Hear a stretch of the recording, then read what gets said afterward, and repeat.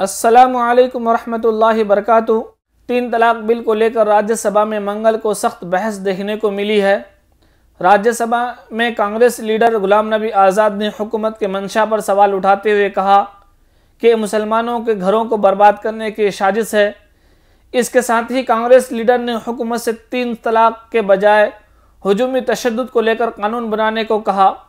انہوں نے کہا کہ سپریم کورٹ کے حکم کے باوجود ہجومی تشدد کو لے کر کوئی قانون بنانے کی کوشش نہیں کی جا رہی ہے۔ غلام نبی آزاد نے کہا بل ایک ہے لیکن اس کے پیچھے مقصد دوسرا ہے۔ بل ہے شادی شدہ مسلم خواتین کے حقوق کا تحفظ، لیکن مقصد مسلم خواتین کو تباہ اور برباد کرنا، جو سرکار کا اصل مقصد ہے۔ تین طلاق بل راجیہ سبھا میں منظور ہونے کے بعد برسر اقتدار جماعت بی جے پی میں زبردست خوشی کا لہر دیکھنے کو مل رہی ہے۔ وزیر اعظم نریندر مودی نے تین طلاق بل راجیہ سبھا میں منظور ہونے کے بعد آج کے دن کو تاریخی دن قرار دیا۔ بی جے پی لیڈروں نے آج بل منظور ہونے کے بعد اسے تاریخی دن قرار دے دیا ہے۔ دراصل راجیہ سبھا میں طلاق ثلاثہ بل کی حمایت میں 99 ووٹ پڑے اور جبکہ اس کے مخالفت میں 84 ووٹ پڑے۔ اسی طرح راجیہ سبھا میں بل منظور ہو گیا۔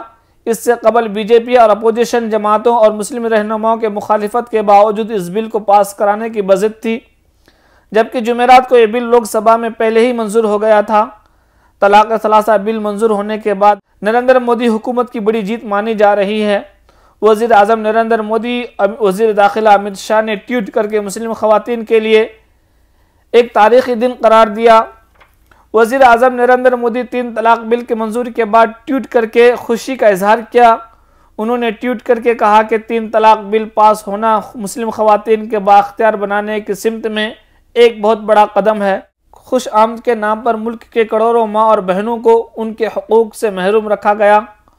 مجھے اس بات پر فخر ہے کہ مسلم خواتین کو ان کا حق دینے کا سہرا ہماری حکومت کو حاصل ہوا ہے۔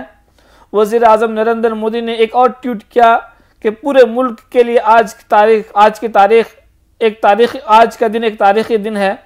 آج کروڑوں مسلم ماں اور بہنوں کو ان کی جیت ہوئی ہے، انہیں عزت کے ساتھ جینے کا حق ملا ہے۔ صدیوں سے تین طلاق کی برائیوں سے متاثر مسلم خواتین کو آج انصاف ملا ہے۔